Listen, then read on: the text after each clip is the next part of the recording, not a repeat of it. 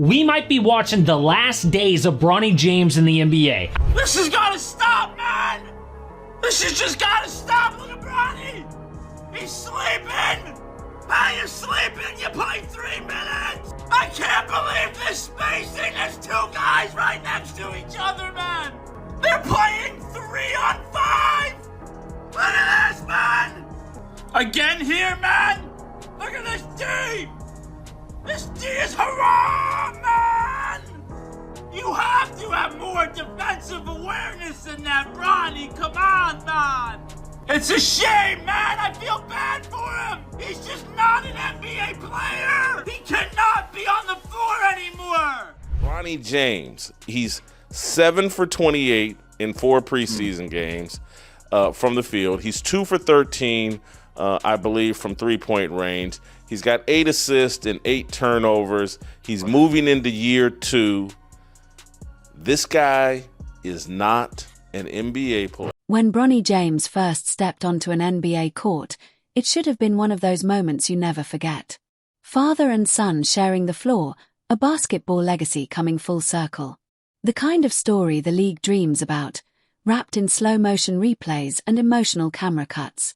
But somewhere along the way, the narrative shifted. The cameras aren't celebrating anymore. Now they're documenting. They're analyzing. And in some cases, they're exposing a harsh reality. Real question. This is no hate. This is real. Why he in the G at all? And Bronny not in the G, whoa. Bronny James is struggling. And the NBA isn't hiding it. Not through headlines or press conferences, but through minutes that don't materialize, offensive sets that don't flow his way, and a noticeable tension whenever he checks in. This isn't about hate. It's not disrespect. It's about whether he's ready. And right now, Bronny looks overwhelmed by the speed, physicality, and relentless demands of NBA basketball. I just looked it up. League top scorers points per game. I went through 50 and there's no Bronny James in there. He had one 40-point game. Other games were won. So now you do the math and it's not going to be in the top 50. I don't even know who this is. Bryce McGowans, Elijah Harkless, Trey Alexander, DJ Davidson. Never heard of these kids, but they're dropping 30 a night in G League. Why is Bronny sitting on the bench? And this the thing with Stephen A. The biggest problem first, the one showing up in box scores, film sessions, and coaching conversations. Bronny James can't shoot consistently at an NBA level. Not from 3, not off the catch, not in rhythm, not with confidence.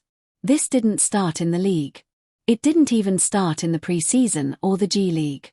This has been an ongoing concern since his college days. Low shooting percentages, flat releases, mechanical inconsistencies, shots that look forced instead of natural. In the NBA, that kind of hesitation gets punished immediately. Defenders don't bother closing out hard on Bronny. They sag off. They pack the paint. They practically invite him to shoot. And when defenses don't respect your jumper, everything breaks down. Spacing evaporates. Driving lanes close. Offensive rhythm dies. When Bronny's on the floor, the Lakers aren't just missing shots, they're missing the room to operate. Fair that he is there is what I'm going to say. I think it's clear like what the reason why he's there is cause LeBron, has kind of made sure he's there. He's just not an NBA player. He looks in my mind like almost like worse than he was last year. There hasn't been any improvement. Now look at the numbers and the picture gets even clearer. Bronny ranks near the bottom among all rookies in points per game, near the bottom in field goal percentage, near the bottom in offensive impact. This isn't about being picky with stats. This is basic NBA production. And he's not there yet. He's not giving you scoring spurts. He's not applying offensive pressure. He's not forcing defenses to adjust. Instead, his minutes feel silent, almost invisible. And in a league where every possession counts, invisible doesn't cut it. Bronny was built as a combo guard, a smart playmaker, a connector who could facilitate and keep the offense humming. But the film tells a different story. His handle looks shaky under pressure. His decision-making comes late. The ball sticks when it gets to him. There are plays where the read is obvious. Swing it. Hit the open man. Attack the gap. And instead, you see hesitation, extra dribbles, rushed passes, turnovers that shouldn't happen. That's not about effort. That's about experience. And the NBA doesn't give you time to figure it out on the fly. You earn that time somewhere else first. Now, let's talk defense. The one area where Bronny was supposed to hold his own early. Yes, he's got the athleticism. Yes, he's got lateral quickness. The physical tools are there, but tools mean nothing if you don't know how to use them. Watch the tape and you'll see possessions where Bronny looks lost. Rotations come late. Switches get blown. Closeouts don't actually close out. NBA offenses exploit that instantly. They hunt mismatches. They force young players into uncomfortable actions. They test your instincts. And right now, Bronny's playing like someone who's thinking too much instead of reacting. At this level, defense isn't just about hustle. It's about anticipation. And anticipation comes from representatives, not reputation. In the NBA, and I know Bronny's got this contract, and if he sticks with the Lakers, maybe it's inevitable. But if LeBron ever has to really force his way out, that may be the end of Bronny's career. That's where LeBron has potentially miscalculated, because his greed, his desire to play with his son, may end up blowing up in his face. This has turned in. Here's the uncomfortable part that nobody wants to address, but coaches see it clear as day. When Bronny checks in, the team often performs worse. Not in theory, not emotionally, statistically, functionally, measurably worse. The offense slows down. The flow gets choppy. Confidence drops across the board. That doesn't mean he's selfish. It means he's unsure. And in basketball, uncertainty spreads. NBA rotations aren't built on reliability. They're built on reliability. You earn minutes by making your teammates' jobs easier. Right now, Bronny James doesn't need protection. He doesn't need sympathy. He doesn't need a marketing push. He needs work. Real sustained high-rep development work. And the G League is where that happens. Not permanently, not as a label or a failure, but as a necessary step. Because right now the league is sending him a message without saying it out loud. You're not ready yet. And the smartest thing Bronny can do is listen. That looks like you see a scared boy out there. He don't look like he want to make mistakes. He don't feel comfortable making mistakes. 6 words that sum up everything. He don't feel comfortable making mistakes. That's the difference between development and survival. Young players need to make mistakes to grow. They need to take bad shots, blow defensive rotations, try difficult passes, because that's how you learn what works at the NBA level. But Bronny can't afford mistakes. Not with his name, not with his situation, not with the entire internet waiting to mock him. The coaching staff can call plays for him, give him opportunities, shout encouragement, but if Bronny himself doesn't believe he belongs, none of it matters. Confidence isn't something you can scheme into existence. It's earned through experience, through small successes building into bigger ones. And right now, Bronny isn't getting those small victories because he won't take the risks necessary to achieve them.